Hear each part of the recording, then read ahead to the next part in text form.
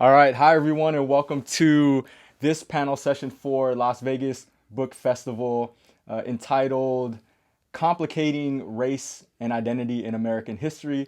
I'm Mark Padoongpatt, Associate Professor of Asian American Studies and Interdisciplinary Studies at the University of Nevada, Las Vegas, UNLV. And I am just thrilled to be here today with my two colleagues from UNLV as well, Dr. Tyler D. Parry and Dr. A.B. Wilkinson.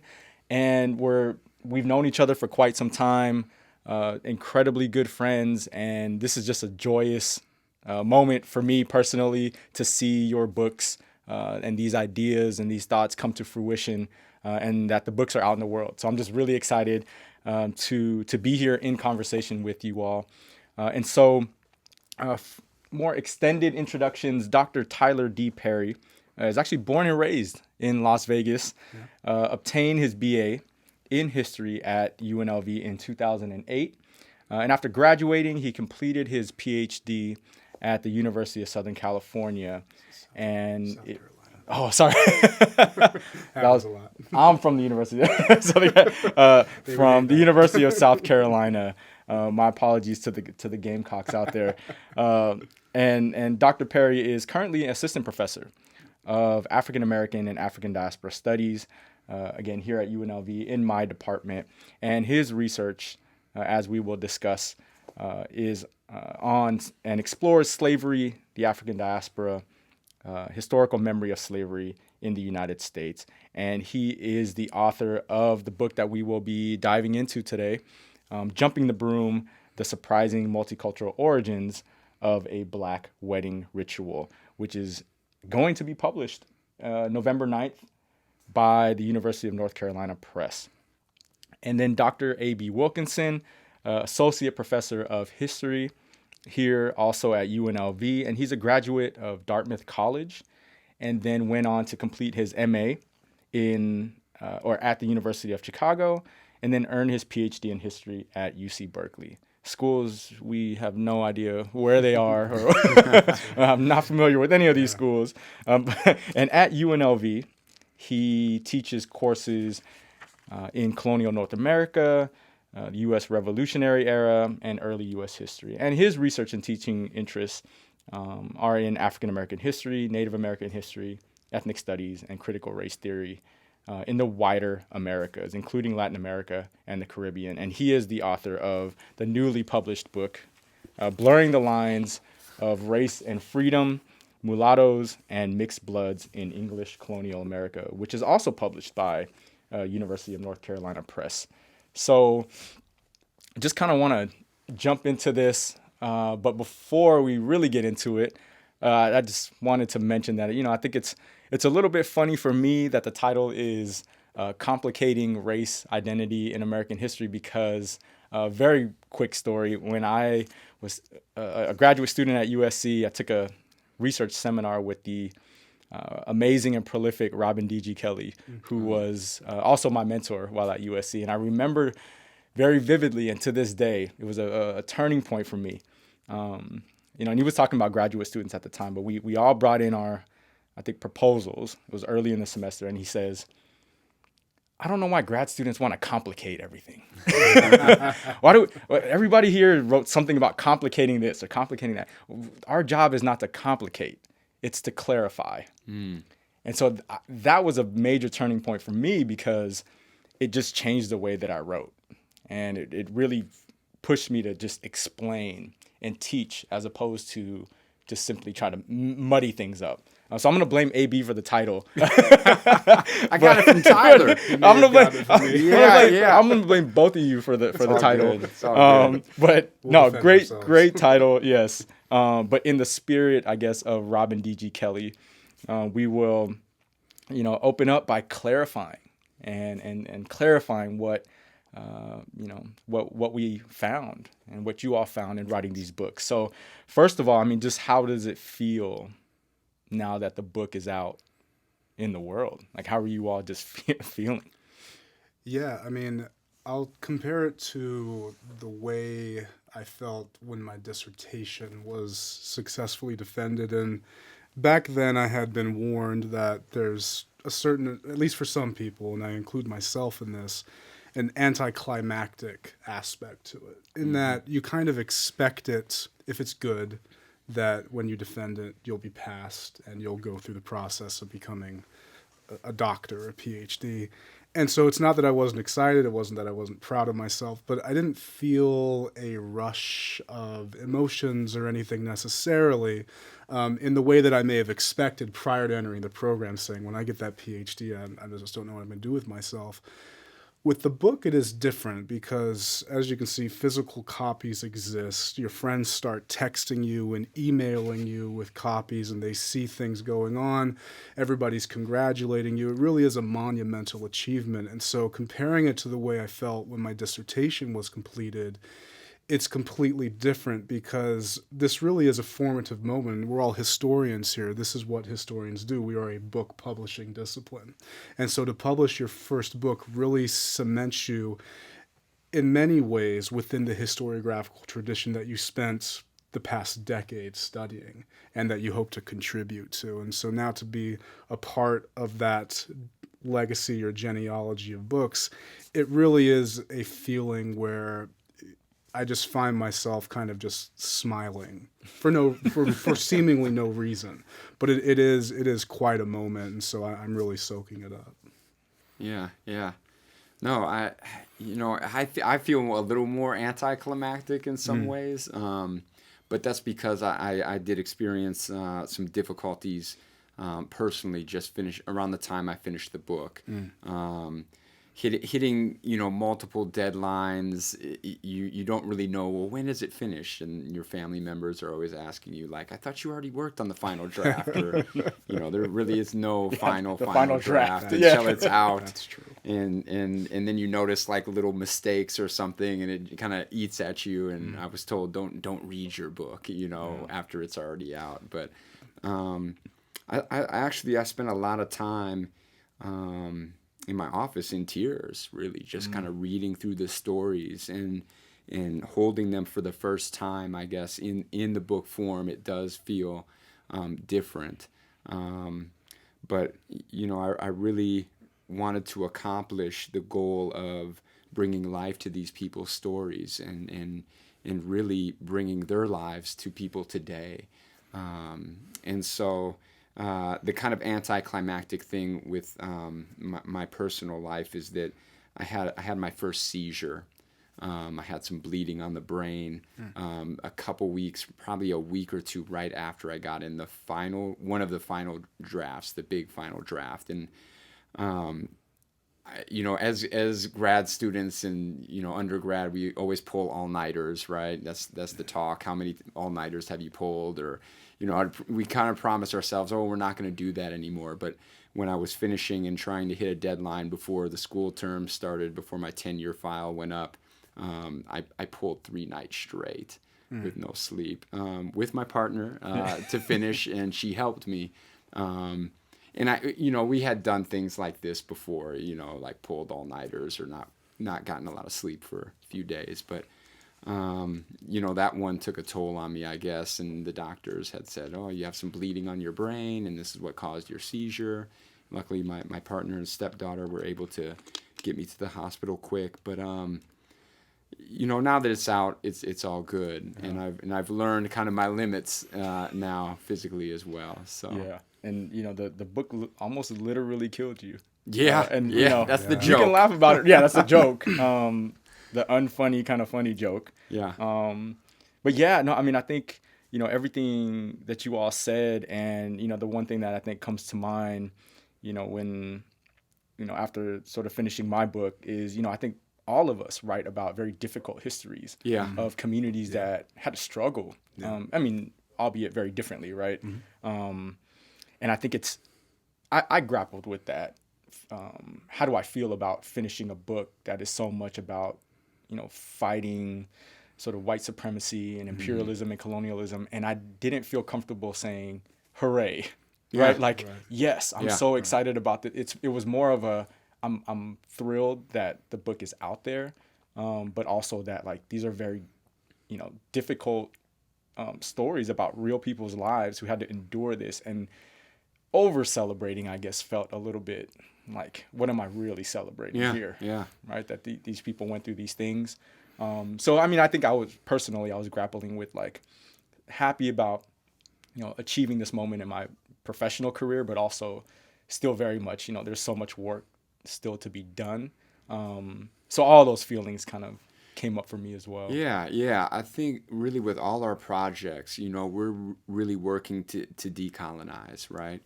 And so these books are very personal for us. We put a lot into it. We want to do it justice, right? And we're still fighting for justice. So in some ways, for me, I thought about, well, golly, this book is taking so much time. Where else could my time be spent? Am I spending enough time with my students, because we're all teaching too? You miss a lot of family time, activism, things like that. I can't go to that right now because I'm finishing the book. So, I feel that. Yeah, and then say both of you can maybe just say a little bit more about how then did you all come to write this book, and did you see it maybe as part of the work that you were doing, organizing or working with other movements, and so how did you come to the project, and kind of what made you want to do this? Yeah, so this is a great question, and we could be here all night. But I'll try to be as brief as possible, because there's a lot of things that really converged at the inception of this project, and then 10 years later is when the book actually comes to an existence. And there's a few things that were happening simultaneously. So as you mentioned, I was a student at UNLV. I was kind of a latecomer to history. I'd never liked it in high school. And it's because you don't really teach historical methods. You just teach names and dates and things, and rote memory and presentation. And so my engagement with history was very superficial before I got to college. But my third year here, what would be called my junior year, I guess, I took a class by a person who is now a friend and forever a mentor to me, Kevin Dawson, who was a professor here. And he taught a course called Comparative Slavery. I had no idea who he was. He was new at the time, a new faculty member.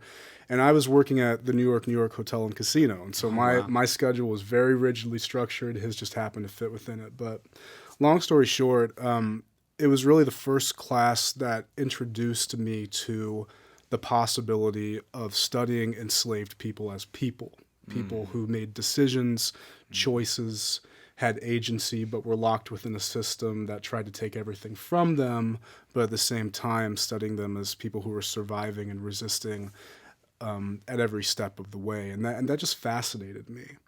And so it was infectious material. And I found myself in his office incessantly. And I mentioned this in my acknowledgments in the book because it had such a profound impact on introducing me to the ways in which I could study the lives of enslaved people that does justice to their voices.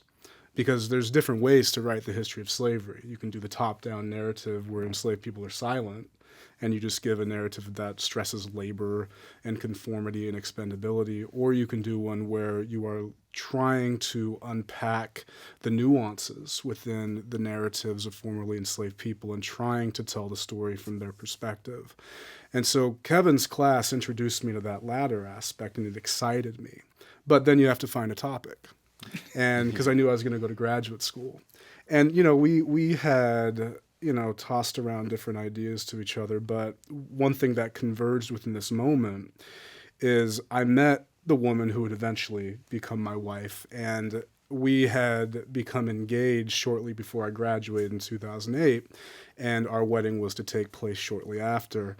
And as a woman of African descent, she wanted to jump the broom. And, both of us had a really bare bones understanding of what that meant. We knew it was something that black couples traditionally did. Two of our friends had done it a couple of months before. But the minister that married us didn't know much about it, and so he, knowing that I was a historian, said, "Why don't you look up some information for me?" And lo and behold, long story short, is where this book comes to fruition. I deliver him this massive report, and he just looks at me, blank stares, says, I'm not going to read this. And he says, maybe 6 sentences. And but then at that point, I have all of this material. Right. And I'm thinking, what am I going to do with this? And so I take it to Kevin. He was like my muse at this point. And I say, I found all this stuff about jumping the broom. And some of this stuff is just mind-blowing. It comes from Europe. I had always been under the impression from the other popular literature I was reading that it came from Ghana or some type of mythical history. But I'm like, if this comes from Europe and then you find enslaved people doing it, no one's filled in that gap yet. What is it that motivates enslaved people to start doing it? Prolifically in certain cases, but then all of a sudden it revived in the 1970s in the post-Roots era. And so he says, I really think you're onto something here. And so my inception of this book project is very literal. And it's kind of unusual in the case that a lot of people discover their projects as they enter graduate school. Whereas I had an idea that I really stuck with for multiple years. I admittedly left the project for a few years to write my dissertation on something else. But then one night, probably about 4 years ago, I was just up. My oldest daughter was keeping me up. She was very young at that point. And I was just staring at the ceiling, and I said, I want to write the Jumping the Broom book. That's the book I want to write. I can do my dissertation revisions later and publish that book some other time, but I really feel compelled to get this book out right now. And so with that said, I just, I was alternating nights. My wife's a registered nurse. She works labor and delivery on the night shift. So it was me and the baby. I was just typing away, and then, 2 kids later, my 3rd book child is now in existence too. So it is a literal story of, something that was deeply attached to me and very personal, but now I'm able to deliver the news to others who might be wondering similarly about the history behind the ritual. Yeah. And when you were staring at the ceiling. Yeah, happens often. What was that thought of, this is it, I'm doing this? I think it was a culmination of the fact that I had seen a lot of questions about the ritual, and it seemed like something that had popular resonance. Not popular in that massive book sales were to be expected, but it seemed like a topic that the people would enjoy, right? Yeah. And so some people write academic books for tenure, and that's completely understandable and fine, but they write it for, kind of a smaller audience of, specialists who have a specific vested interest in a theory or a data source that they're working with. I saw this book as one that could legitimately be acquired, read, and enjoyed by, people like in my family who are smart but have no interest in academic history, but they would be able to access this information and enjoy the read. And, so I took this to University of North Carolina Press, and my editor, Brandon Proya, was really on board, and he had been supportive of the project the entire time. And so I was also able to find a press that I felt was just as invested in getting this project to life as I was. And so there's never really just one thing. I mean, staring at the ceiling was one event of many, perhaps, but it was essentially this realization that this could be a book that could be read by people outside of the academy, and that was really attractive to me. Yeah. No, I think very similarly, I wanted to write a book for the people that my family could enjoy, that, my friends could read. And I had the idea of writing about people of mixed heritage very early. I like to say, I heard somewhere once that someone's research was a lot like me search. And, this book is really about, people of mixed heritage. And I myself am of African, Native American, and European ancestry. And so I really wanted to see kind of myself in the history. I think, similarly, probably all 3 of us, right? We're writing about ourselves in a way. We all have these very deep personal connections to the material. And so, the hard part, I guess, is keeping the objectivity. And maybe that's something we can talk about. because it's questioned, especially among scholars of color as well. But yeah, I really wanted to find how people came to think about mixed people. How did we get this understanding of things like the one drop rule, that if you have one African ancestor, that makes you fully black. Like looking at Barack Obama, right? His mother's of Euro-American ancestry. She's from Kansas. His father's Kenyan. But we see Barack Obama as black, first black president, first African-American president, what have you.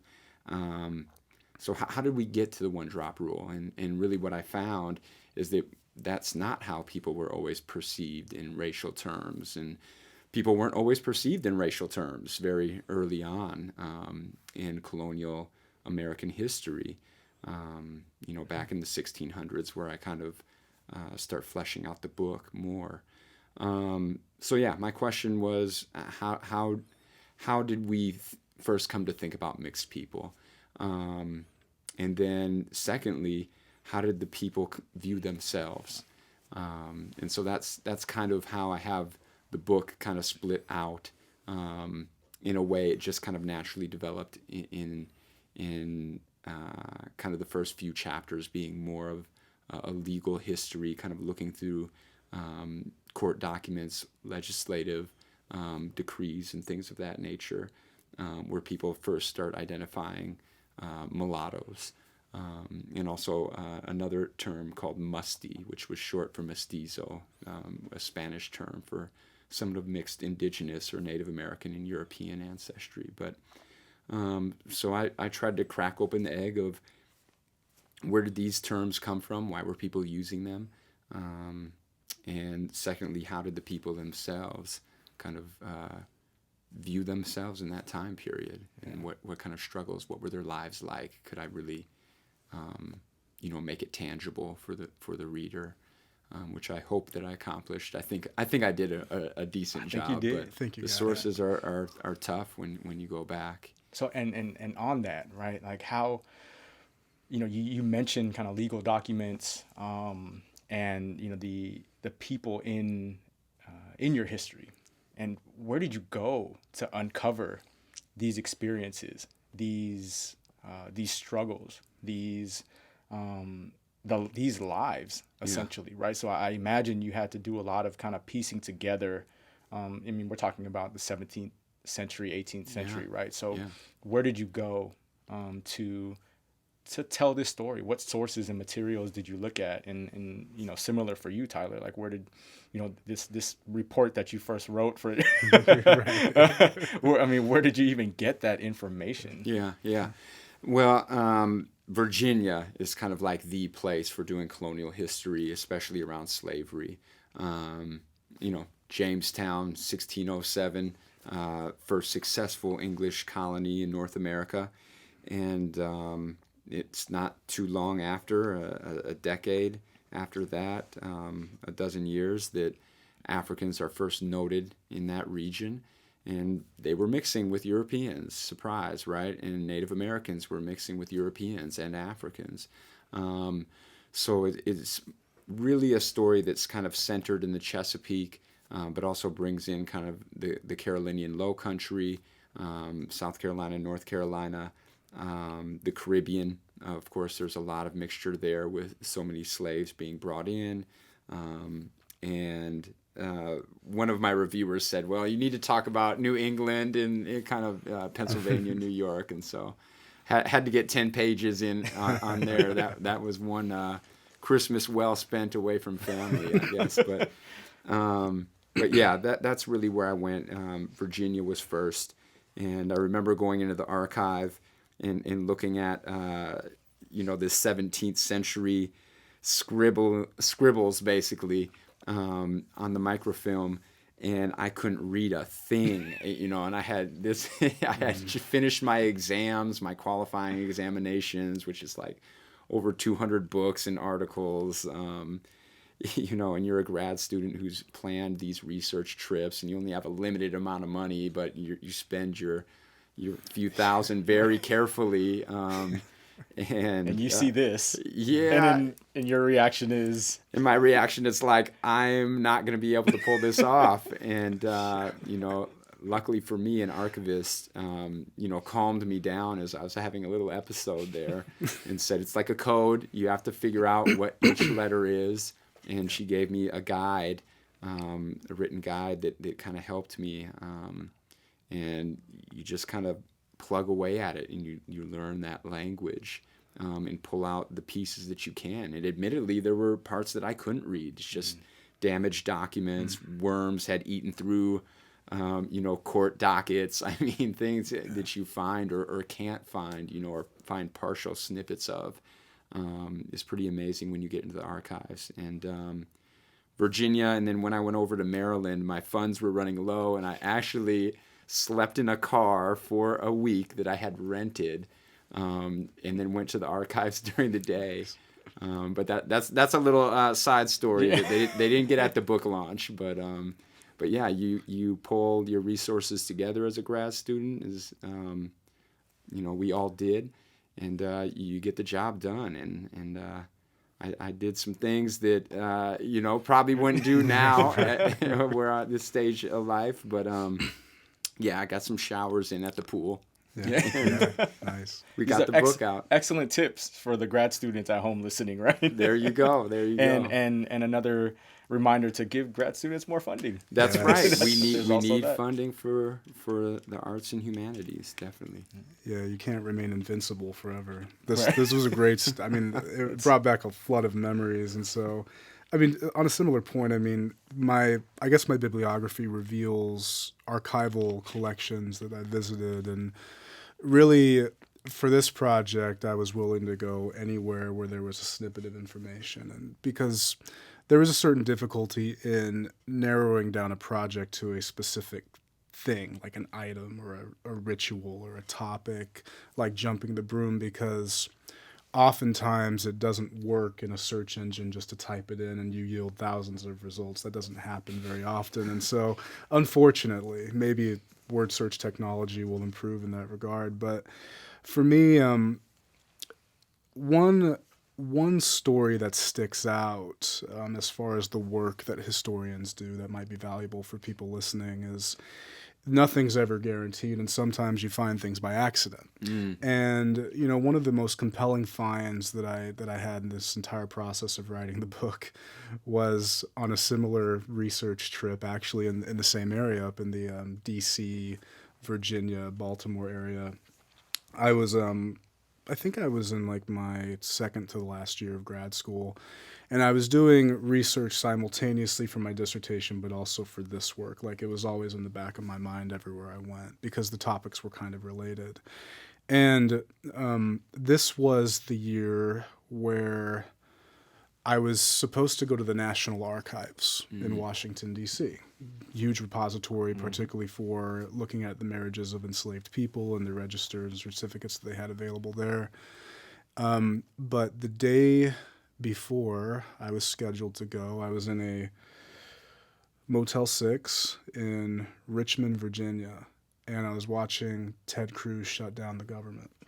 Oh, wow. And I was watching the TV, and I said, he's actually going to do this. And I knew in the back of my mind that meant the National Archives will be shut down. Oh. And, there's actually a collective of scholars like me who got caught in this. So we were called like archival orphans or something like that. And so graciously, when you talk about archivists helping you out, every other archive within the area that was not attached to the federal government opened its doors and encouraged scholars and promised to help them on their research trips. So instead of going to the National Archives for 2 weeks like I had planned to do, I was darting back and forth from Charlottesville, University of Virginia, to the University of Maryland, Georgetown University, any archive that had some collection on slavery, I was hitting it up. But it was at Howard University in Washington, D.C., in the Springer and Research Center, where I looked at this collection by a folklorist and sociologist named Ophelia Settle Egypt. And she was actually one of the field researchers who collected the narratives of formerly enslaved people throughout the South. And so she actually had a body of her work that was stored in that library. And she wrote a manuscript that never got published.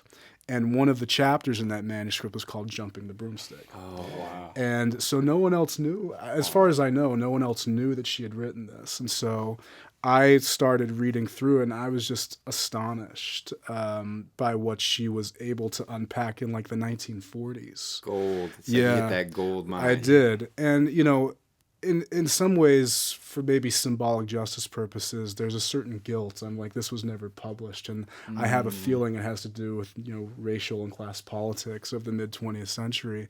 And so for me, I made sure that I specifically referenced that work within the book, particularly I think in the introduction, simply because I find it like such a valuable symbol of what people had done before me, and how that influenced what I would eventually publish as being this, like the first book-length treatment from a major press to be released on the topics. And so, I mean, I went a lot of places, but that memory, particularly the kindness of the archivists at Howard University for taking me in when the National Archives had shut down, and I found a really golden source. I mean, you think you would have found your way to all of these institutions at some point, or do you think it took that to kind of get?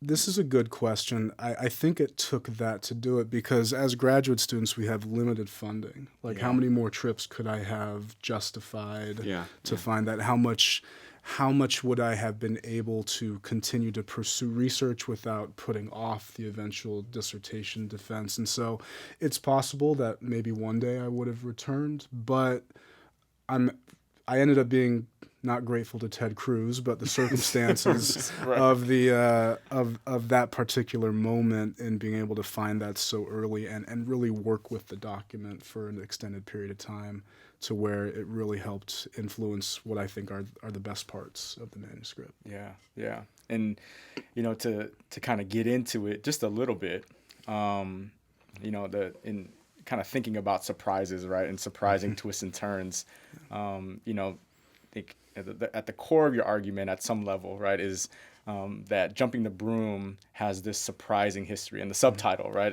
the surprising multicultural history of an African wedding ritual. So, I mean, what makes this surprising? Yeah, and so I think that the subtitle is largely based upon my own experiences in introducing the book's content to people, particularly individuals of African descent who had participated in the ceremony in the 1990s, when it was a really big thing to do, in the early 2000s. But there was never that much known about it. It was just known as something that enslaved people did.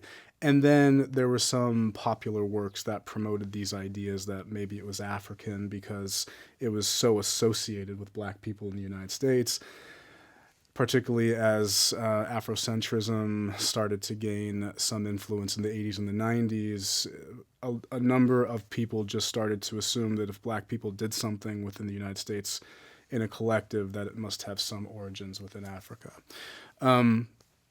But for me, one thing that became very clear is that there was this counterpoint that did exist within the 1990s, where folklorists from the academy, but particularly those who did European folklore, were arguing that Jumping the Broom, sometimes called the besom wedding in kind of the local vernaculars of the British Isles, was actually within Western Europe, if not exclusively done among people within the British Isles. And so as I started reading these, I think initially, I mean, I was surprised, and I was also surprised to the point where I didn't initially know what to do with it. And so as I told more and more people about what I was finding about how Jumping the Broom has these origins within some group in Western Europe at some unknown time, there were a couple of reactions, but it was always surprise. Some people found it really fascinating. They just said, wow, that's really interesting. Others were deeply disappointed. And they were disappointed simply because they had bought into this narrative that, you know, for it to be a positive experience, it had to be detached from Europe, right? It had to be detached from Eurocentric ideas of matrimony. And so to find out that the custom was actually probably tied to people with the same ancestry as slave owners, I think that was, the most surprising and disappointing aspect for some people. And so actually I took that because I thought those conversations were important because it really did inform how I interacted with the material. Because on the one hand, as a researcher and then a writer, you have a few different ways as to how you want to write your book. Some people write very combatively. They're very polemical people. They just want to make their points and they want to say that they're right. And, that's a way to kind of start academic fights and get some notoriety. For me, I was trying to be much more empathetic. I mean, I had done the ritual myself and I had known about these origins for a long time. And I wanted to portray a narrative to where I think that this idea of kind of cultural insiderism might be the wrong approach for thinking about rituals and cultural strategies that marginalized people elect to do throughout history. And so for me, I think that the surprising component really comes into play when we include the fact that race, ethnicity, class, and region, all of these intersections matter. And if we don't take each of them seriously, then we kind of do a disservice to the history and those people that made the decision to do it. And so I think for me, the inclusion of surprising in the subtitle was a way for people to approach the book knowing what they're going to get into. Like whatever information they're going to read might shock them, so they're not surprised, so to speak, by what they find. But at the same time, it is a reflective of how I've also been engaging with the topic and that I have been constantly surprised by what I found. Yeah. And I think one of the things that I love, of the many things that I think I love about your book is, by the end, I feel a sense of, I think you're over the cultural appropriation debate, at least as it sits right now, right? About this one. Does culture belong to this group or that group, and is it appreciation? And I think you're kind of like this particular practice evades that debate because it just doesn't fit neatly, and you can't really pinpoint the origins. Yeah, and I think an honest analysis of a lot of cultural rituals within the United States does, at the very least, complicate the idea about cultural appropriation. Because I do think that there are instances where cultural appropriation is real. I mean, we've seen it throughout American history, minstrelsy being one of the most prominent examples. And so it does happen where the power structure co-ops certain rituals tied to marginalized groups and then makes money off of them. That is true cultural appropriation, and the true danger is that does happen. But what we see within kind of public discourse is that if anyone who's perceived to be outside the group does a ritual that is perceived to be within another group, it's automatically promoted very publicly via social media as cultural appropriation, unquestioningly. And so what this book is, it's just a minor intervention, particularly in the conclusion, where we say what we need to always do is take a step back, look at the history, and then determine, number one, how do we define appropriation within this context, and does this fulfill those particular parameters of how we've defined it? But to your point, there is at least a hint of kind of being over the debate about cultural appropriation, which I love, by the way. Right?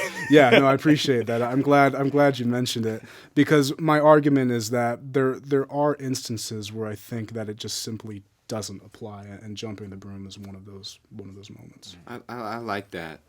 This is a discussion that I know we've had, and I've had with multiple people, and it is an ongoing discussion. And endless. But I like that kind of just taking a step back and saying who is benefiting from this. Is it appreciation? Right. And I think we need to have more of a discussion about appreciation, because when you look at the histories of people, there's so much mixing and merging, the intersections that you talked about. These are really big themes in both of our works.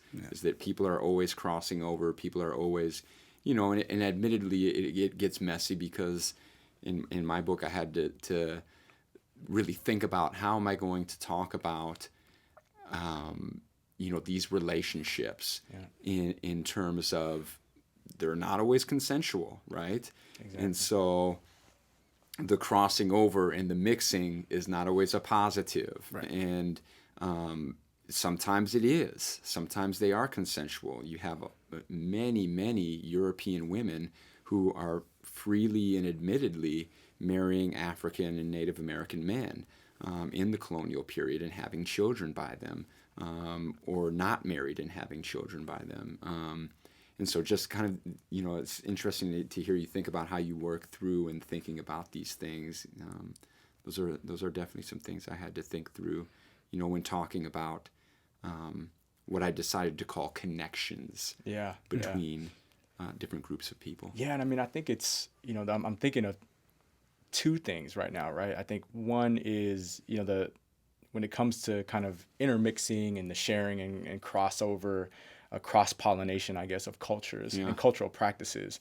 I mean, I'm also a little bit over the cultural appropriation debate, and maybe not over it, but at least where I'm at right now is more around kind of like the significance of politics in this practice, right? So for me, in my work, thinking about food and foodways, right? So that debate comes up all the time of cultural appropriation. Sure. And I think I'm just at a point in the debate right now where I'm like, if a white chef, is cooking the food of non-white peoples, what are their politics? Like, are they committed when things go bad and when those communities are under attack? Are you there helping and supporting and in the struggle?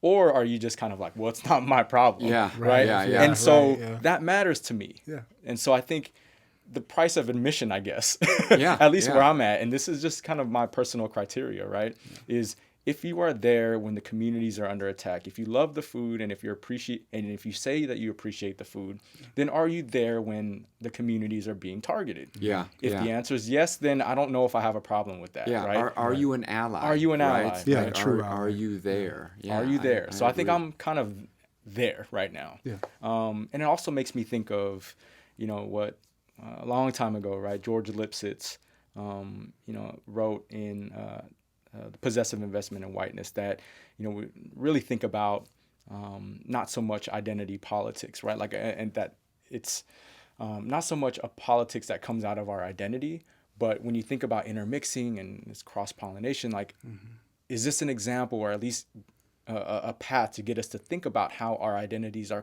constantly in flux, which is what you really highlight, right? Yes, it was a European tradition, but these are working class kind of indentured, oppressed Europeans, right? And that's how it gets transmitted.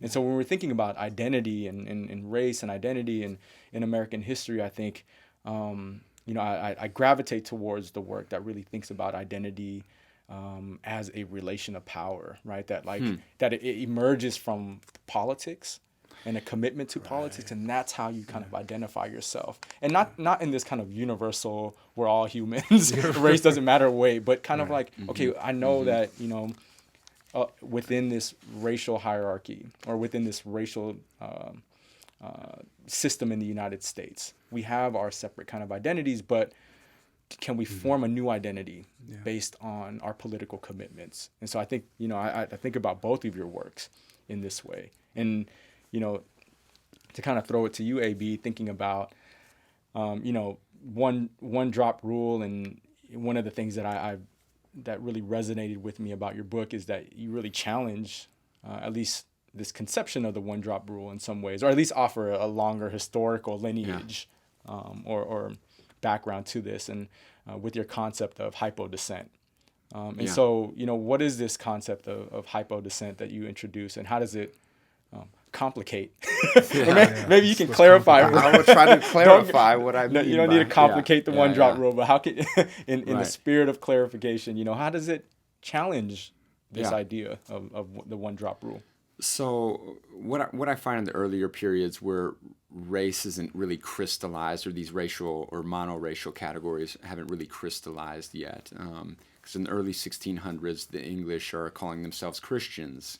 They don't use the term white until like in legal terms until the 1680s.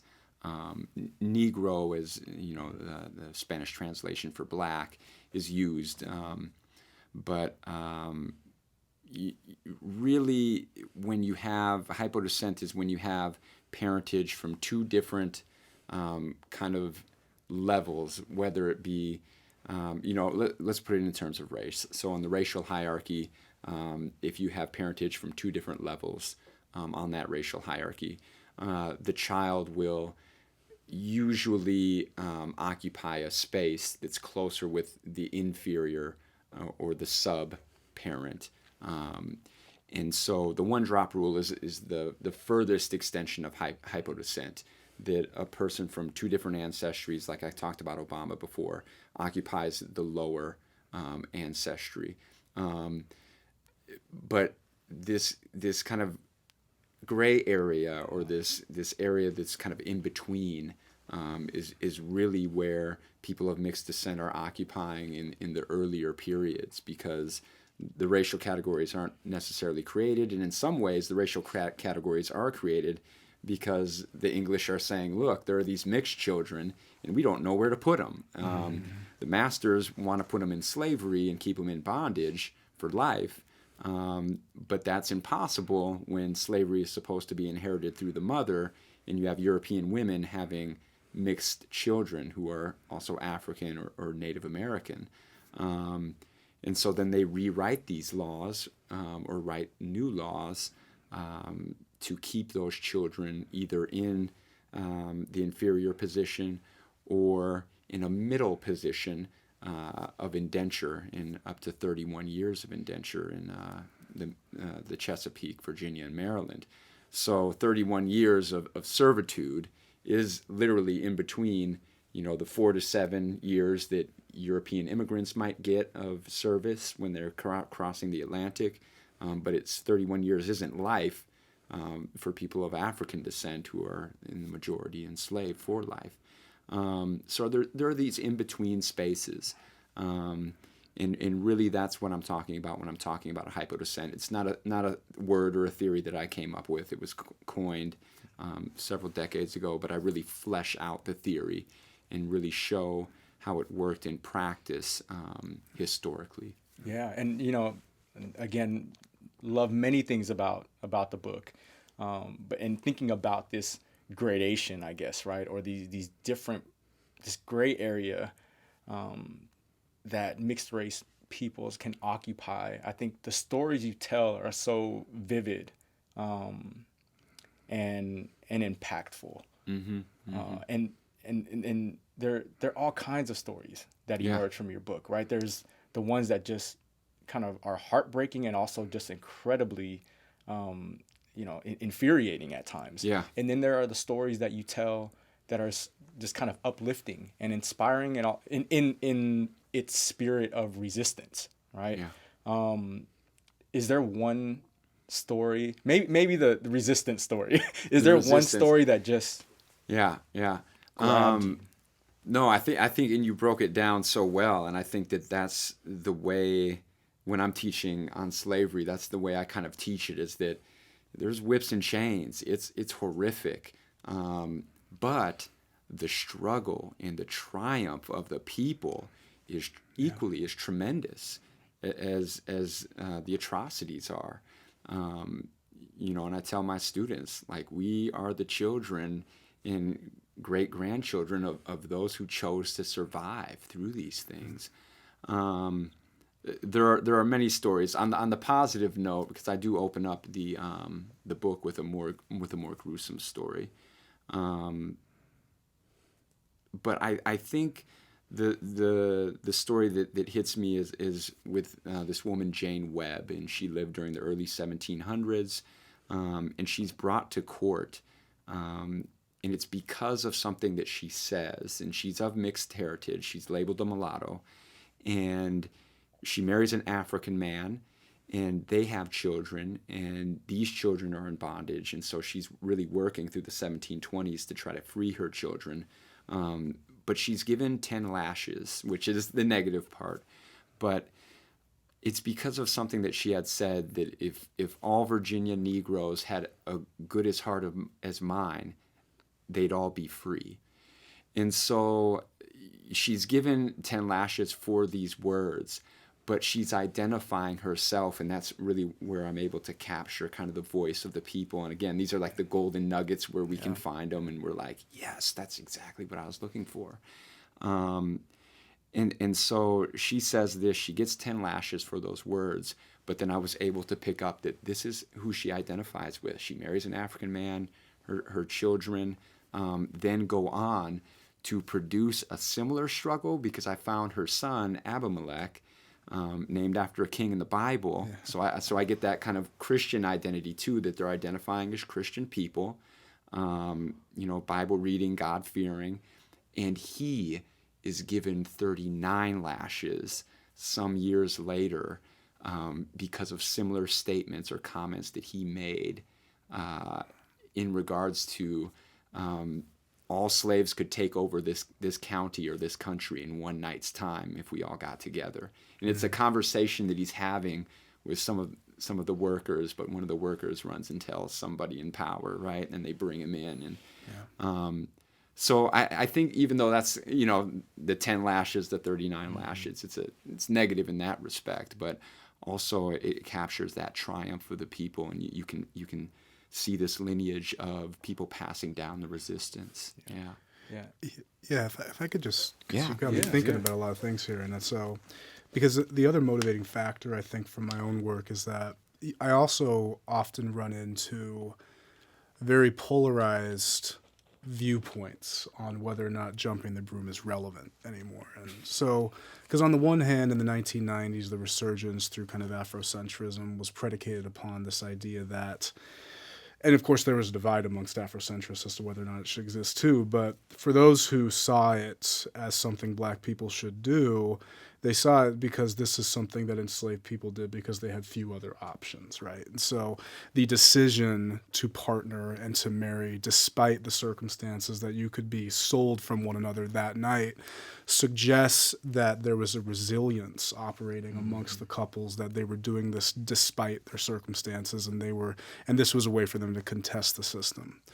But now what you do find, and this might be more popular among younger people as kind of a countercultural aspect, a lot of people are ready to redismiss jumping the broom because of its associations with slavery. This idea that it doesn't have as much cultural relevance because it's attached to people who were in bondage who had no other choice and things like that.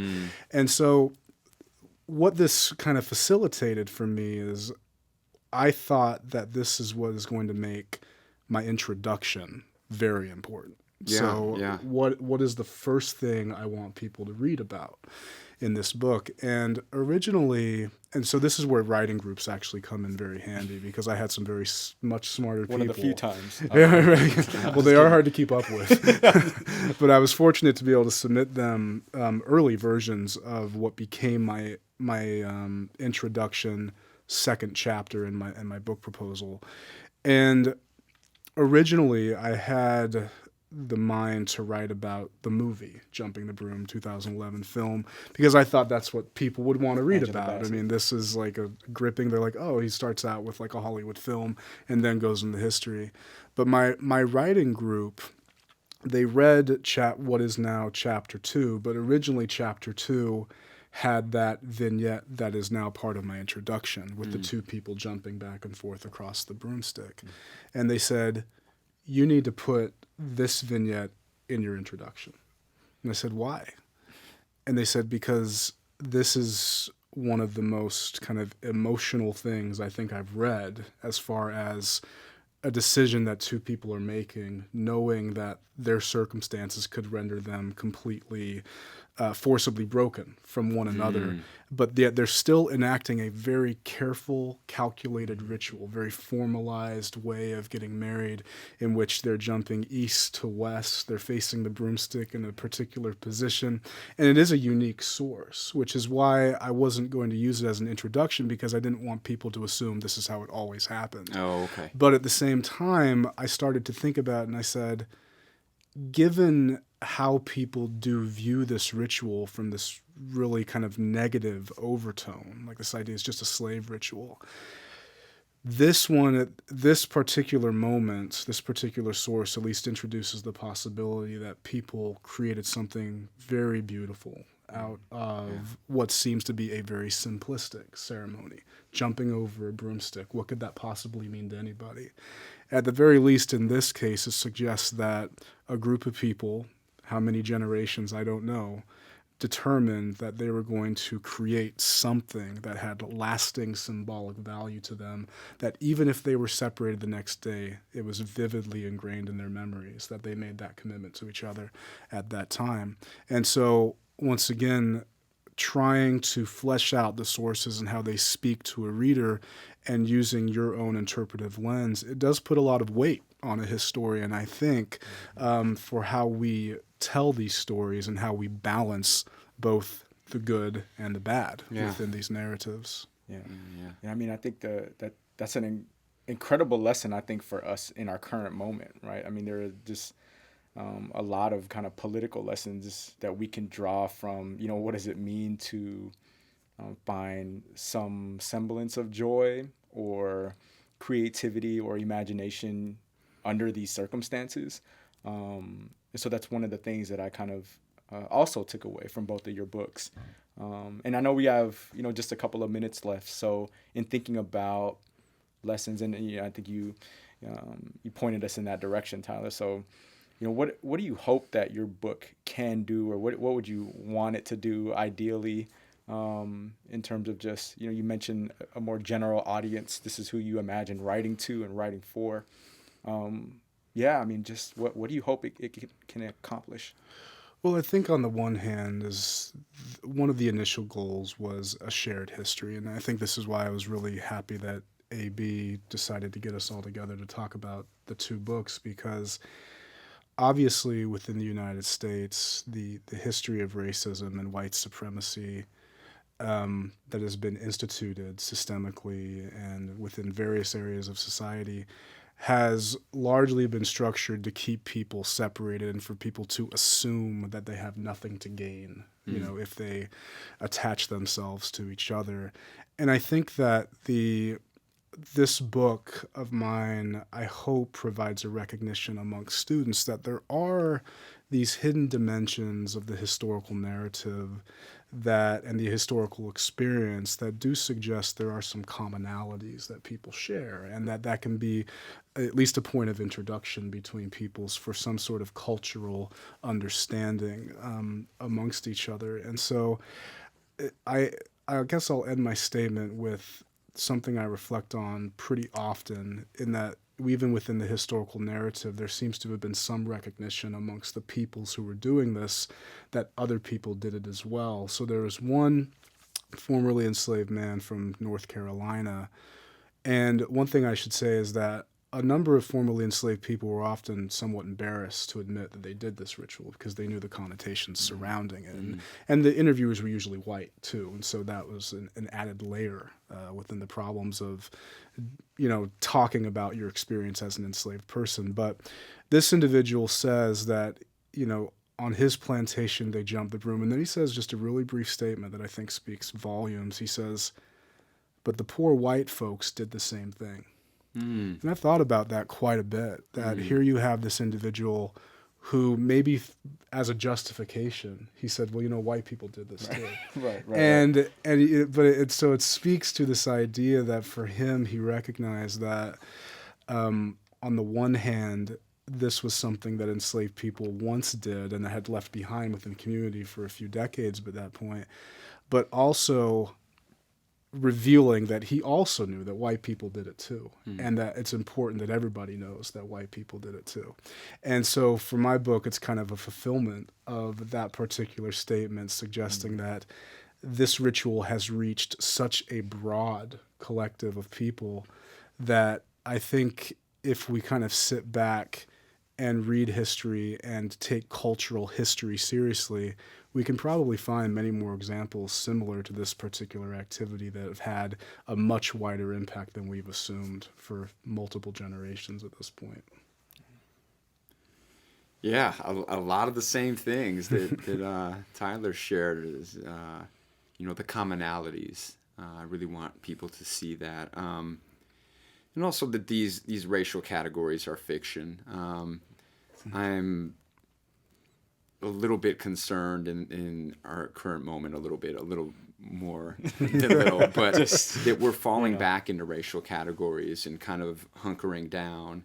The divisiveness that this country is seeing right now has got us kind of backing into our own corners again. And, I very clearly lay out that these, we talk about race as being a social construction, a social fiction, what have you. But I hope people are able to see kind of how race is made, how it's created, and how it doesn't exist, and especially for these people in the earlier periods. Even though I don't raise the question in the book, can we ever get to a place where we're undoing the ideas of race or monoracial categories? I think that people have this expectation that, just because more people are mixing now, or even this idea of mixing and mixture, I kind of question, is there such a thing as mixed race people? The book gets into that. But I hope that people just don't think because we perceive that there's more mixture going on, that's going to solve all our racial woes. It won't. Very clearly, it will not. Unless we're really willing to look at these categories, question, race itself, but also keep in mind, I'm not saying colorblind. Right. You're looking at me, and you don't say that in the book. Yeah. Make that clear. We're not going to walk around all saying, we're all the same and all equal. That's not what I'm saying here. Because there's still racism, and it's very real in people's lives in terms of material gains and disadvantages that people have. So how can we deconstruct race while still recognizing that there's racism?